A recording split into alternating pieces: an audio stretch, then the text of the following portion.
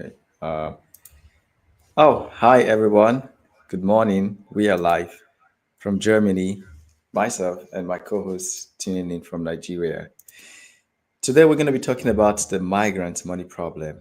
It's a big topic that people don't really talk about. Recently, I've been in contact with people, and every now and then you just hear them say, "Oh, my life is all about work, work, work, work, work." And then you just ask yourself, what kind of a life is that? Why should it be that way? And I think the biggest concern is most people think that because they work, they always have to work to earn money to sustain themselves. And if that's the mindset that you have, then it's a really long and deep, process that you could hardly ever come at to become financially liberated. And I think it's a vital part when it comes to living abroad because yes, money is not always a source of happiness, but the truth is there's a lot of things money can buy to make you happy.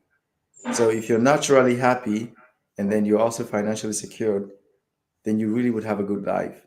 And it doesn't get easier when you're living abroad. And that's why I find this topic very important today. So if you're watching us from LinkedIn, Instagram, Twitter, Facebook, YouTube, join this conversation. Let us know your thoughts.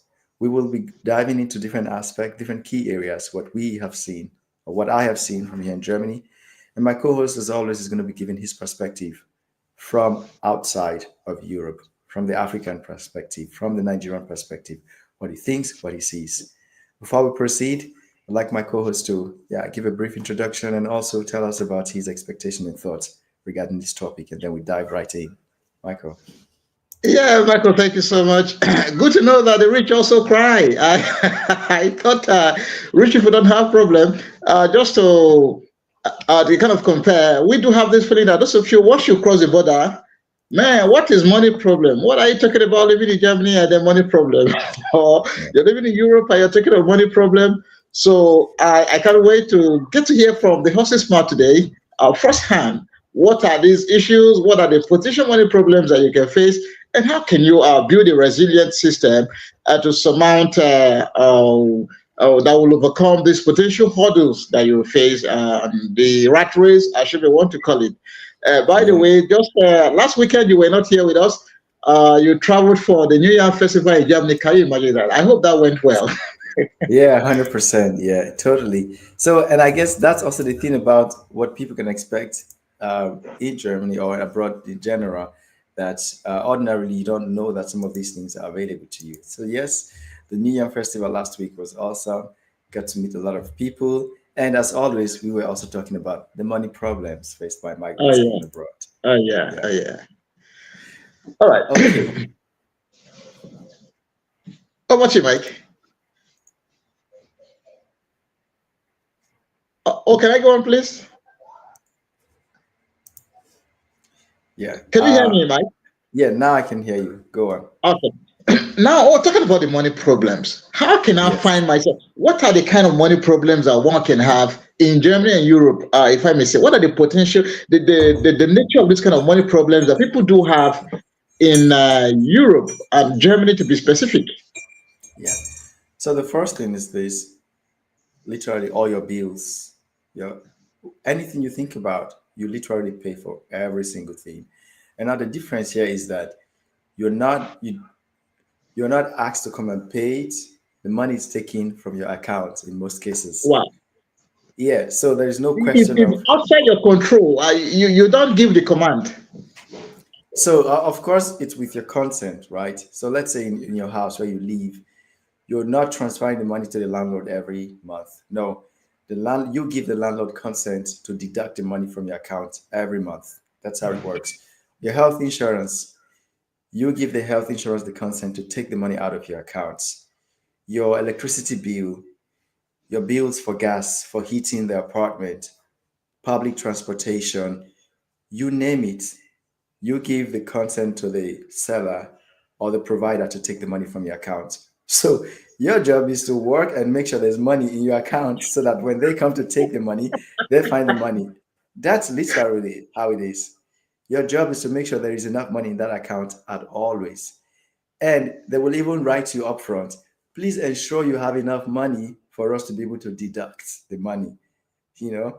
So it's not a question of did you pay and then come and pay later. Where things now get interesting and also usually not very nice for most migrants living abroad, especially in Germany, is that when you fail to pay certain bills, you get the first warning. For every warning, there is a fine that comes with that warning, like €5 or €10, depending on the provider. And then after a certain stage, it is now taken to the next level. Uh, in Germany, they take it to a company that specialized in getting debts from people who are not paying, incasso. Guys, if you're living in Germany or other parts of Europe, please, incasso is not your friend. Don't play with them. I'm serious. A little thing can escalate in such a way that you'd be surprised it could even land you in prison. Wow. Yes, yeah. It's as small as that, but by the time it escalates, you would maybe your intention was not to pay, but for whatever reason, it was just an oversight. My point is this: the mindset now is to work and ensure you have money to pay all these bills, and not to mention people who are calling you from home. Then your life is all about work, work, work, work, work. And it's not supposed to be so. Now, even on top of that, a lot of people are leaving money on the table. Germany has at least close to 400 subsidies, that they offer people living in Germany. And the beautiful thing here is that you don't, in most cases, have to be a German citizen or a permanent resident in Sorry, Germany please. to benefit from this. Go on. Did I hear you say 400 subsidies or four subsidies?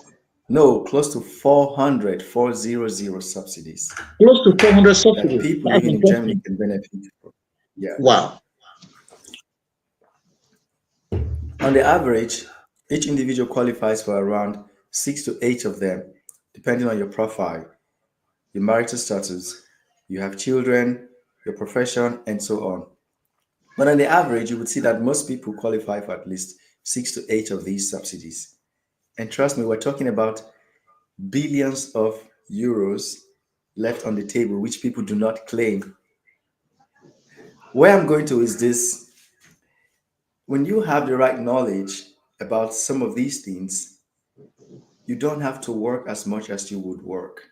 Because, on one hand, you think because you work, you cannot be an investor. Who says that? What does it mean to be an investor? It simply means having money to work for you. That's all investors do. I mean, or what do investors do? They put their money, the money gets to work for them. Now, it So, doesn't have to be, please, yeah, go on, please. sorry, please. Now, I think it's good we establish how you could have these problems. Now, if, because from what you said, the money is deducted from source, all right? And Yeah, from what you said, no, somehow you have to give consent. This yeah, consent, it's not as if it's optional. It's something you must give because the deductions must happen. that's correct. The deduction must All happen. right. Yeah, So it's just to make it official. So yeah, now, and then from what you said money must be available in your account because for the deductions to happen. Because if there's a failure of these deductions, there are actions that may be taken that may not be very nice for you. that's Now, correct. That's correct. but you've also say that yeah, you can ease the pressure yourself because there are also some benefits or provisions in place to ease the pressure on yourself. And most Yeah, time, one of the ways that people can have this money problem is by not leveraging on these other opportunities somewhere. that's So, what correct. would make somebody? Is it that some people are not aware of these benefits or other privileges somewhere or subsidies? Of course, they're not aware. So there are different levels. One, Okay. you're not aware of these subsidies, right? Yeah. And again, the subsidy is just one aspect. I'm trying to create a picture of how we can solve the migrant money problem, abroad. So on one hand, it's of course about the knowledge. If you have the knowledge about these offers, then the next part is: are you willing to go through the process? If you recall, a couple of times we've always talked about moving abroad in a clean way, in a legal way, verified pathway, having your papers clean. You don't have clean papers, how can you leverage on these things? So it goes on and on. First is the knowledge. Second is to have the right requirements. thought is to be able to go through the process, and then it also continues with um, being able to also stay consistent. You know, Uh, so Sorry, please, Mike. yeah, I'm very sorry. Sorry for cutting in. no, I please, think this is where how you got into Europe matters. And this is where the likes of I'm going back settling and other again. people who are providing professional migration services to people coming. Because, That's correct. when you come through the right source, okay, Yeah, when you come with the right documentation and everything, you also come with the right information. Who is that's helping correct. you to get into Europe or Germany provides you with all of this detailed information, like what I want to believe settling does. If you, as you are That's coming in, correct. this is what is there for you. These are the problems you might have. And all the realities like we provide here on Migration Truth. Don't you think That's that's also a correct. problem? How does settling come in between to fill in this gap? That's correct. So this is the key reasons why we developed settling, and that's why we're Yeah, still building settling, because you find information about moving abroad flying yeah, everywhere. You find yeah, it on different Facebook groups, on WhatsApp groups, Telegram channels, and so on. But how consolidated is this information? What is it about? Just landing abroad is only the first step. It's like maybe 5% out of everything. For mm, most people, you would live the rest of your life in that new destination. So why the heck would you just focus only on landing? And that's where settling comes in, creating a sustainable migration ecosystem. Because you moved abroad, it does not mean you have to forget your roots. Because you moved abroad does not mean that you just need to land and start figuring things out. No, mm, you can and should connect with people who are already there where you hope to be. You should ask yourself, what am I going to do when I land that destination? You should ask yourself, what does that country have for me? It should not be about escaping. Because once you escape, you will also want to escape again. And what kind yeah, of a yeah, life is that? So settling is now your companion to have you fully prepared. yeah, You ask questions, you connect with people who are there, you find out what are the benefits, you find out what are the paperwork, how long does it take, what should you know, and how can you even begin to plan to have a job before you land there. So it's not a place where you just rush, rush, rush, rush, and the message is flying. Oh, send me the link, send me the short link. No, there's no short link flying. You will take your time, you will settle down, you will connect with people, you will read information, and you'll find the path that is best for you. And that's how we're doing it differently. Oh, all right. So if I think it's safe to say that settling helps you to cross the bridge even before you get to it. So when you get to the bridge, it's quite easy crossing it because when you have the That's right correct. information about crossing the bridge, I think it helps to make the crossing more easy, kind of.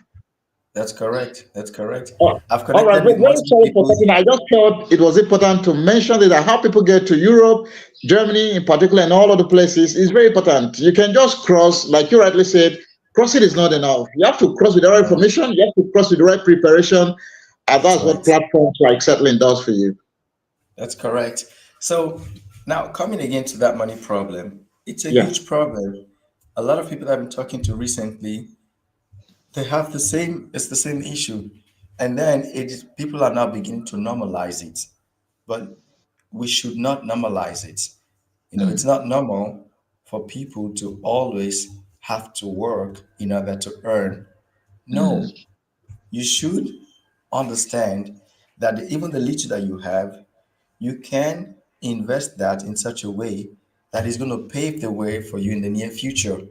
yeah. And let's say it doesn't give you a heavy return, but guaranteed your generation will have a much, much better life. You know, your generation would have a much, much better life. Not to think about it that for most people that are going to become parents at a later stage of their life, all their struggles is all about helping to set up their children. But this is something that you can also calmly and nicely do at a much earlier time. And I guess it all comes back to thinking about the future today, starting with the end in mind, having the whole picture from the onset. And you see that everything still comes back to where you get your information to move abroad, how you get information, who is guiding you, who is leading you, and so on and so forth. So I think that money problem can easily be solved. I give you an example. I was doing a simple calculation recently with my wife, and what you would find out is this: talking about subsidies, every kid born in Germany, whether you're not every kid, not whether you're born here, as long as you're a kid in Germany under 18 years old, you qualify to receive 255 euros every month from the German government. Just like that. You don't have to do you don't have to be a German citizen, have a permanent residence. No. As long as you guys are legally resident in Germany, the kid is under 18. In fact, for kids who are born every month until they turn 18, and in some cases until 25, the German government pays the parents 255 euros per kid. You have two kids, three kids, you can do the math. Now, just that money, if the parent would invest 10, 20%, or 50% of that money for their kid in a super low risk investment plan with, let's say, an average of 6 to 8% interest rate per annum or profit per annum, which is then compounded over the years, we're talking a cash out at the end of the day of hundreds of thousands of euros, if not millions of euros, Uh, uh, depending on the Sorry, market please. performance. You said something that is very important. You didn't just mention investment. You said super low risk investment Super plan. low risk investments. Yeah. So it's like it's like an investment plan which you're sure there's going to be that payout for you later on. Yeah. By default, most of these long term plans will be aimed at retirement for the person who has been insured. Say the kid, for example, maybe at 66 years old. But again, you're not tied to keep that money there until the kid turns 66. Not necessary. Halfway between, you can always cash out. We're talking about having enough capital to set your kid up for life. The kid turns 18, turns 25, they have enough capital to decide what they want to do. But more importantly than that, and that's where my point is going to, more importantly than that, it's about the mindset which you're teaching that kid. Because that kid should and can continue what you already started. It is not that difficult in most cases. Now, this money I'm talking about is actually free money. It's not like you have to, if the government doesn't give you 255 euros per month per kid, you have to fend for your kid anyways, right? So, I mean, how many countries do the government pay per child? Sorry, please. If I heard you correctly, you said it is free. That means you don't have to make any contribution, as in, like counterpart forwarding. You don't have to make any contribution. It's just from the government to the child. 100%. You just need to make the application. When was the kid born, and so on. And what's even interesting is in some, even if you make the application at a later stage, they pay you even backwards. So let's say Oh, you forgot that's to what pay that your, yeah. Let's say you forgot the kid was born, I don't know, 2 years ago, and then you forgot Yeah. to they pay you everything from when the kid was born, in Germany, Wow. of course. Wow. This is just one example, you know. And let's say as a family, you're not able to really solve it for your generation. And by solving it, I mean that you are living very comfortably. That's okay. But you can do something for your next generation. My point is this: there are a lot of free money on the table that people are leaving behind. There's also the mindset that, oh, I need to have X amount of money before I can make money work for me. But that's not true. Even as little as 50 euros per month, 100 euros per month, if you would invest that in a wise way, strategically, you can be sure that in a few years from then, with the interest, which is also compounding, you have enough capital for yourself. Please.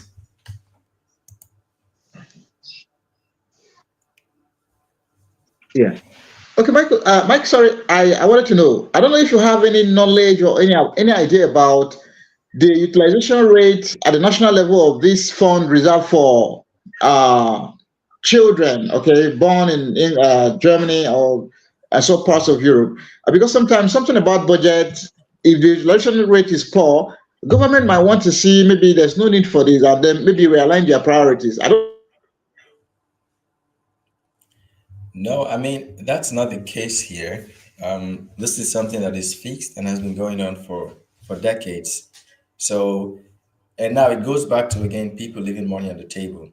Because if you don't claim that benefit, it will not come knocking on your door to say, "Hey, take this benefit; it's for you." No, my co-host is frozen, but we will continue.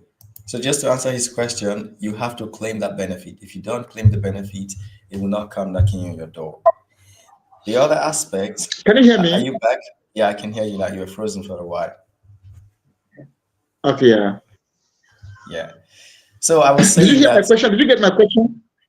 yeah, and my response is that this is actually not applicable in the sense that it's part of the basic requirement. It's part of the basic laws in Germany, for example, and most countries in Europe. So it doesn't matter if people claim it or not. Actually, if you don't claim it, the government is happy because it's more money for them. But the money is always there, and people are expected to claim that Oh, benefit. And that's where things get interesting. okay. You have to claim it. If you don't claim it, no one will come to your door knocking and say, "Come take this money." And that's what I meant by people Yeah. leaving money on the table, you know? Yeah. I want to touch another important aspect too, which is insurance. Um, Germany and most advanced countries are big on insurance. And it's also interesting why this is there. I think that's one key difference between a wealthy person who has good financial knowledge and someone who does not. Um, on the other hand, people would want to avoid certain situations or try to be very careful and avoid risk. But what is life if you have to live too careful? And how careful can you Yeah. be? On one hand, you have your hard earned money.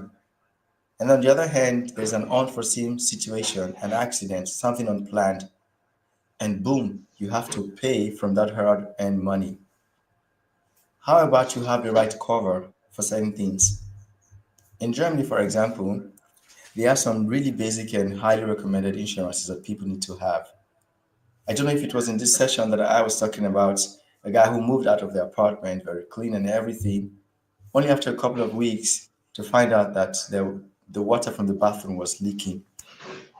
Immediately they called the house owner, they called the guy, they just asked straight up, please give us your insurance number, the number of your insurance company. Because they know they're talking about thousands of euros now to fix that problem, which was not done intentionally. The guy probably has no idea how it happened, but who cares? It happened under your name, your premises, and you have to pay. He was lucky he has the right insurance. The stories goes on and on and on. Here, when you healthcare or health insurance is compulsory. When something happens within certain cases, let's say on your way to work or back from work, you have an accident, it's going to be covered by your health insurance. But if you go out on your own during vacation, over the weekend, in the evening after work, just going sport, jogging, doing something, and you get into an accident, your health insurance will not cover that. And it can get really expensive if you have to treat yourself when you get an accident. A simple insurance of less than 100 euros per year would cover you hundreds of thousands of euros because you are trying to, because you have the right insurance coverage. But if you don't and you're trying to live too carefully, then it really hurts that same hard earned money. My point is this: whereas people are struggling to get their money, they don't even protect themselves enough to see that that money is just used for the most important things, you know? And that protection is what you get when you have the right insurance coverage. So having the right insurance coverage is another way to solve the money problem because you don't have to dig deep into your hard-earned money to pay for a situation which was completely unforeseen but could be covered. So where I'm going to is this: if people will just take the time to just think a bit more and try to work less, it would really help them. And you don't have to be excessively rich to be an investor. No. I think I really understood that recently. You know, if you have a long term investment plan, you are an investor. What does it mean to invest? You put your money to work for you. So I think we can solve these migrant money problems and break out of the rat race and build wealth for our generation. And I think everyone living abroad should start thinking about this and start doing this for their kids. Because it's going to be really terrible that you face this trouble, these challenges, only to pass it on to your children and the struggle continues. No. You know, information is very powerful. I was discussing with a friend last weekend, and then he was telling me about his experience trying to get into Germany because he went to apply for the full German language scholarship in a Okay. Nigeria community and studying to pass the German language test and all that. And so Yeah. somehow he was not given the visa, and he missed out on it. So people, I Hmm. think information is underrated. People don't get to know the importance of information. If you want to take this route, if it's not working the route, there is also another route. There's also another. I mean, like three options that one can explore.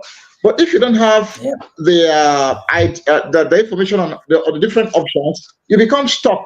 And I think from what that's you're right. saying, that is what we experience here. So of the money Yeah, problem can be seriously reduced with the more information you have at your disposal. I think that's what I could say from all you've said so that's far. right. Now, That's right. yes, you mentioned the insurance. You also mentioned the other benefit like the child stipends that are paid to the child below 18 years of age, and investment opportunities that you could also maybe do to prepare yourself for the future, That's right. your child also for the future. Now, Yeah. what are the other ones? You were talking about building a resilient system. I mean, to withstand the money problem. Right. What other system can you put in place to prepare yourself and then Yeah. withstand this your money problems? Honestly, it's simple. I swear, it's simple. It's a shift in mindset.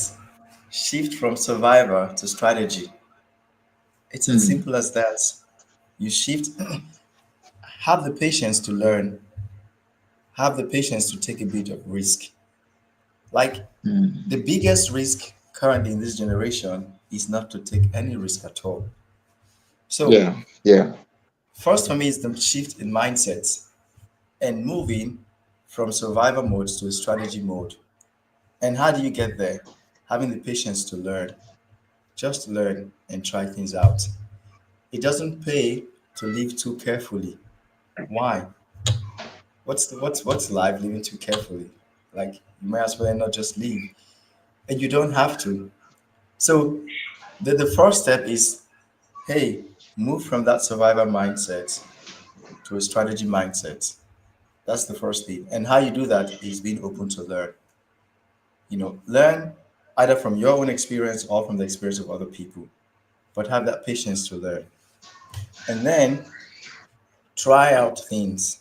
Start small and climb up. And when I said learn, it's holistic.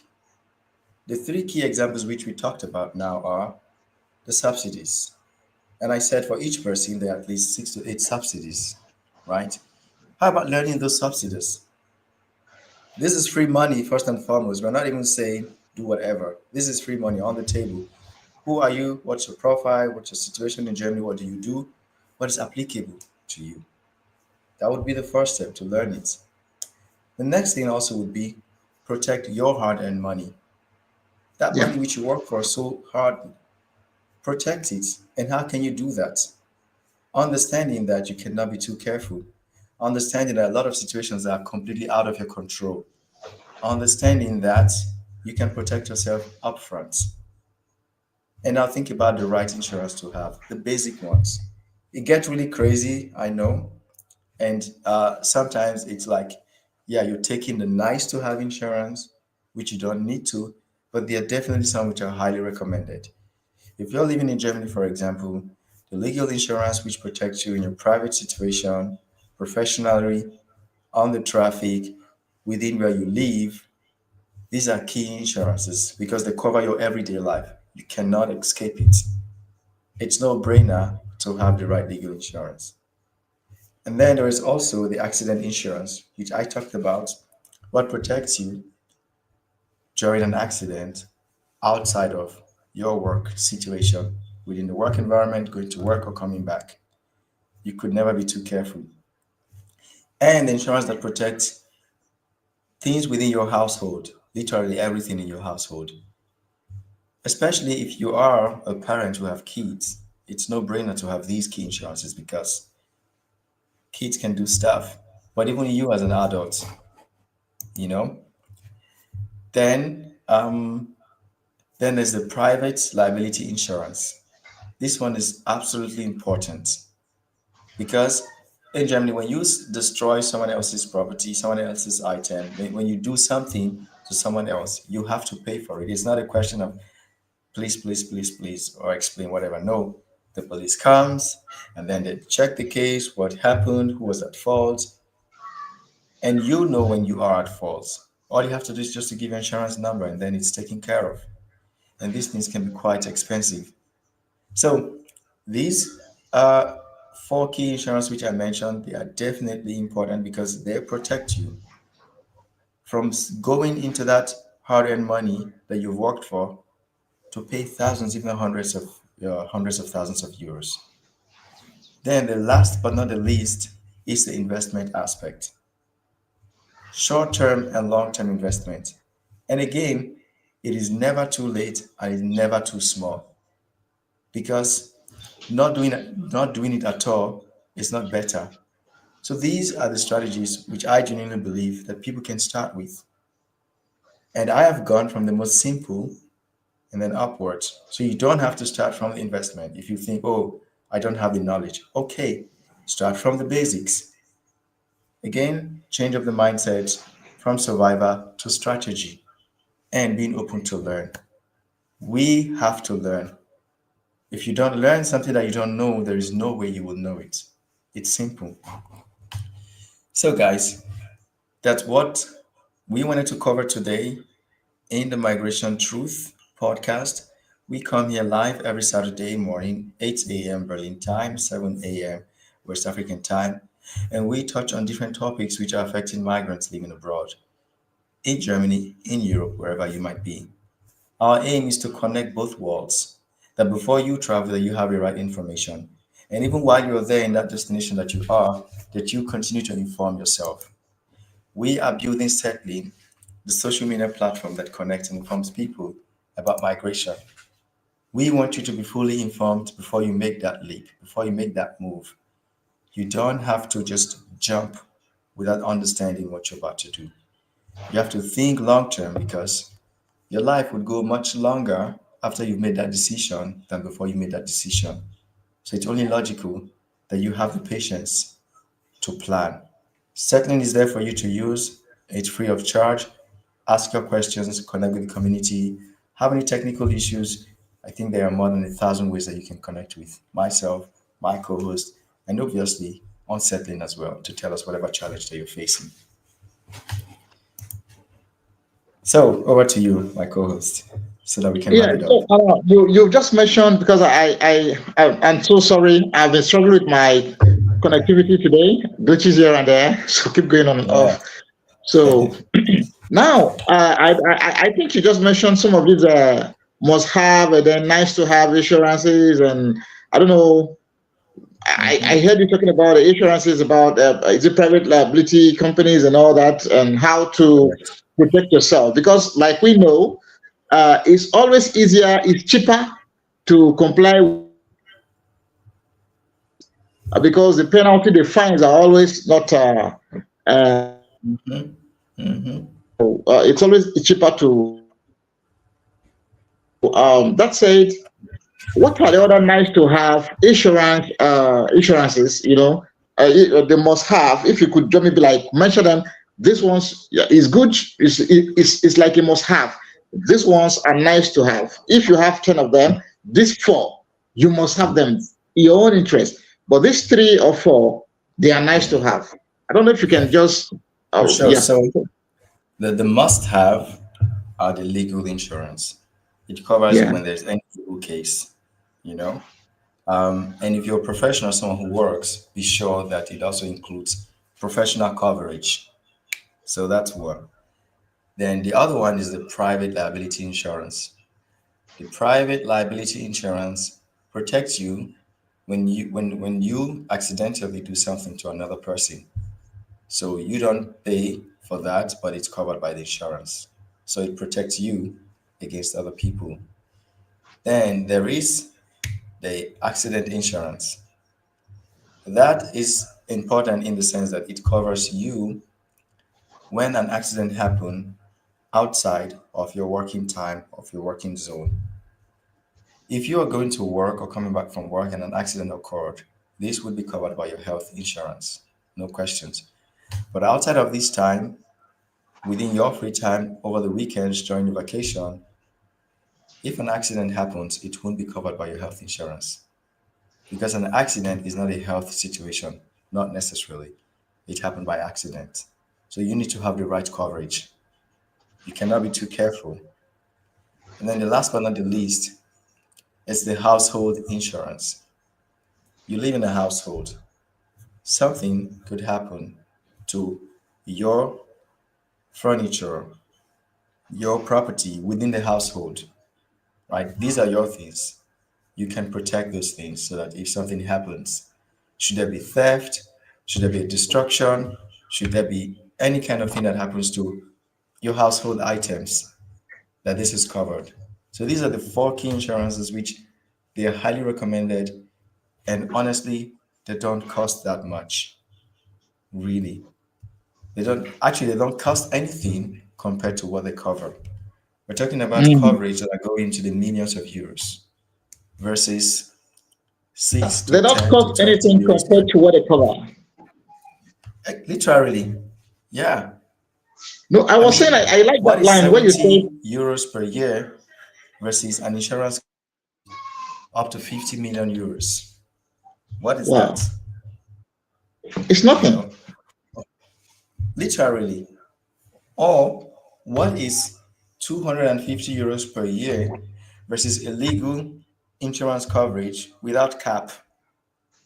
Like, bring the case, you are covered. Yeah. So, what is that? And it goes on and on like that. Our private liability insurance against who knows what, you know? So, those are the key. And then the nice to haves, for example, would be the travel insurance. If you traveled and then you got sick in a foreign country, because most sometimes your health insurance might not cover you outside of the country. So that covers you.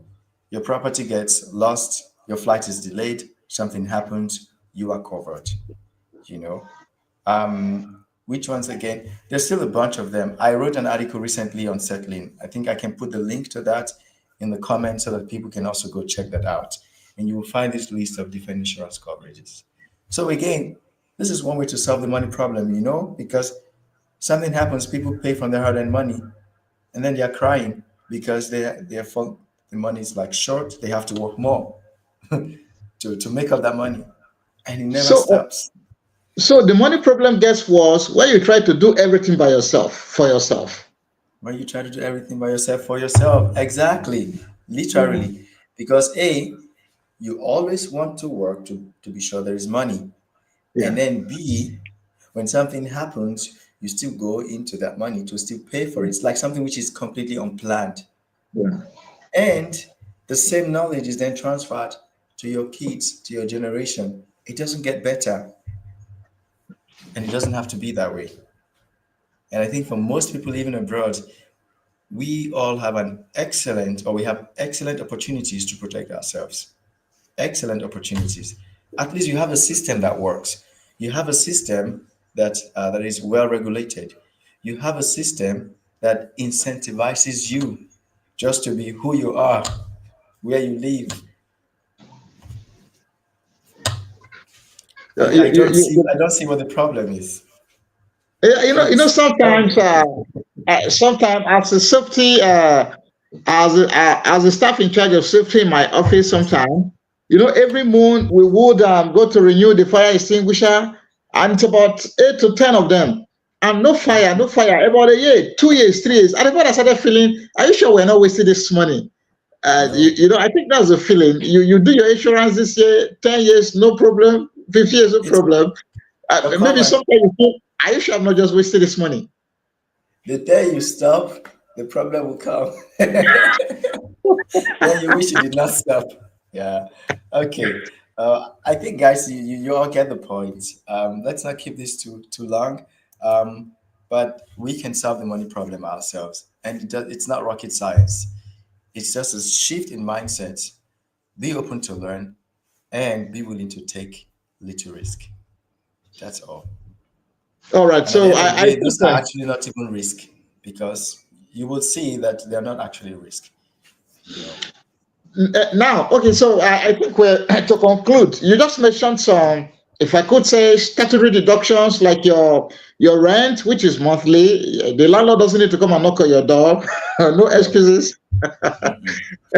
Mm-mm. Water, electricity, utility bills, maybe internet subscription. Is it what is it called, cable TV subscriptions and all of those things. So these Yeah. ones are, they're more or less statutory, and that is if you must subscribe to those services, then you must give consent for deductions which happen even while you are asleep. 100%. Yeah. So why deductions are happening while you're sleeping? That money that you have sitting in the bank not doing anything should be working for you too while you're sleeping. It's common Yeah, sense. yeah, yeah. Okay, that's fine. Thank you so much, Michael. And I think we cannot emphasize where settler comes in enough, because Right. information is very, very important. So information is power. That's Anything you right. don't know is stronger than you. That's right. So I think, yeah, good morning, Sam. So what you need to do as our viewers and audience out there, please, it's not a crime if you don't know it all by yourself. After all, nobody knows it all. That is That's why right. settling is there for you. You can ask all the questions. Just get yourself connected to the platform. You have a community of persons who have gone there before you, travel same route, walk same path, and they can easily guide you there. In case you need further support, I think all this you can get it on settling. And on That's settling, right. what I like about settling is it tells you the whole truth. It doesn't provide you with half information or half truth, if I may say. It tells you both the very sweet things and the ones that could be bitter. And it tells you everything so that you know all the obtainable realities as you try That's right. to migrate. And so that's it. Thank you so much, Michael. I don't know your last words for today. Take actions, guys. Yeah. If you already know about these things which we talked about and you're well positioned, solid, share your information, share your knowledge on settling. And if you are learning about these things, if you've heard it before and you're considering should I or should I not, well, this is also another chance for you to ask yourself, what is it going to be for yourself tomorrow and for your generation? You are the only person who has the chance to make a change in your life and in the life of your generation. Being a migrant living abroad does not mean you have to be poor. No, on the contrary, it's an excellent opportunity for you to be set for life. So take advantage of that. We're building settling for you. Leverage on the platform which we're building for you free of charge. Ask your questions, connect, and we will see you same time next week. All right. Bye, everyone. Bye for now. See you next week. Cheers, guys.